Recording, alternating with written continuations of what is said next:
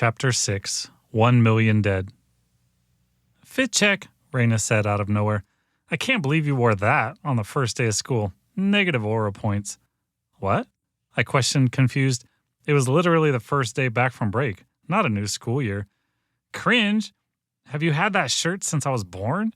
She didn't pause for a reply. Do you know where George Washington was from? Raina excitedly asked. Let me guess. Virginia? I replied dully. I couldn't get Dad out of my head. I hated him so much. If I lost some weight, would he be nicer to me? Facts. Do you know what number President George Washington was? Followed up Raina. I pretended to think hard. The first? I squinted my right eye like I was guessing. Slay! She exclaimed with glee. Why couldn't I be happy like her for just one day? I bet you don't know his horse's name. Raina rapid-fired another challenge. Was it Raina? I questioned back, trying to get a smile out of her. Mogged? No, it's Nelson. I didn't care. When would she stop with Virginia?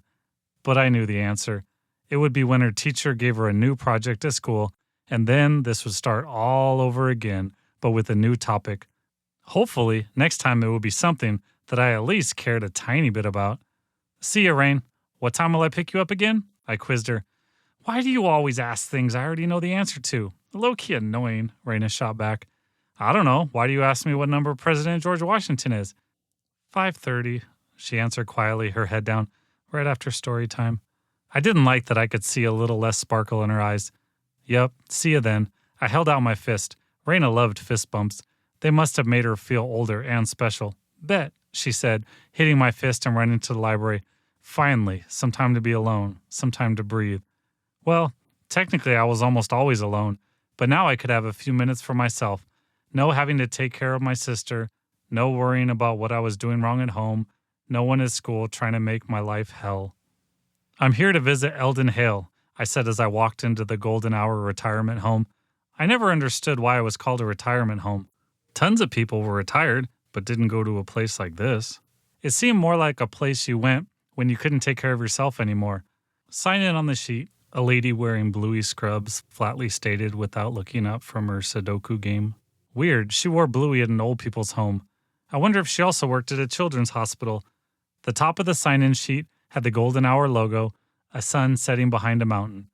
Today's date was posted below it, but the rest of the page was blank. I guess no one came to visit anyone today. At least I had my grandpa to talk to. Well, not exactly. I talked to him, one-way conversations, but he got me. It didn't always used to be this way. It had been getting worse. I walked to his room, T337H. Why did places have weird numbers? No wonder I always saw people wandering around. They probably couldn't find their rooms. I didn't even think there were 337 rooms. What was the T for anyway? Therapy? Treatment? And the H? Hospital?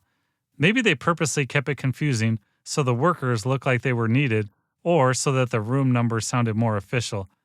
Hi, Grandpa, I announced. Of course there was no reaction. I continued. Today sucked balls. Nothing is getting better. Did you know that once my birthday comes up, I'll have had no friends for as long as I had friends? Yep, half my life. 6 years of friends, 6 years of no friends. Grandpa stared at me blankly. Well, I guess I have had friends even less than that. It's not like I had friends from the day I was born all the way to 6 years old. I really want a phone for my birthday. Everyone in my class has a phone. Not only do I not have friends, but I can't even talk to people because I don't have a phone. It's just another reason kids at school make fun of me. I never know what they're talking about because I can't go on any apps. Every day I'm clueless when they talk, so I can't even join in, even if they would let me. Not like I want to be friends with any of the jerks at school, but you don't know what it's like to be left out of every conversation and have no idea what they're talking about. Grandpa stood up and exhaled heavily. Shuffling away from his bed, his scaly foot scraped against the floor. Reaching the empty wall on the side of the room, he stopped inches away from it and stared blankly. I don't even know why I'm telling you any of this. There's no chance I'm getting a phone. No response, but I knew there wouldn't be. Did you know that all these years later, I still have that terracotta warrior figure you gave me? It was a small reddish-brown clay figure modeled after one of the thousands of life-size figures discovered buried on a farm. It held a sword while in a stance ready for battle. Grandpa brought it back for me from his trip to see the real figures in China. That was before he became too sick to, well, do anything. You told me that it would protect me no matter what, just like they protected Emperor Qin Shi Huangdi in the afterlife. I know that it doesn't really keep me safe, but it makes me, I don't know, feel not so alone, especially since you weren't there. Turning directly towards me, Grandpa's eyes opened wide. Rivers of mercury, China's sorrow, 1 million dead. Once he started saying things like that, I always knew that it was my cue to leave. Maybe I should get going, Grandpa. I have homework to do at the library. Lose it, you lose it. Loss means more loss, he continued, getting more excited. White, stretchy bands of spit had formed between his lips, stretching with each word. I reached for his hand to give it a quick squeeze as I backed towards the door. He jerked back and locked eyes with me. Beware the year of the horse. That's when she rides again.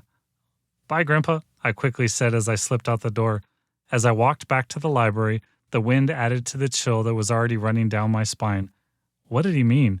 Horses didn't have years, and I didn't know who she was, but Grandpa made less and less sense each time I visited him. Maybe I should stop going. I think I'm the only one who goes here anyway. Would he even notice?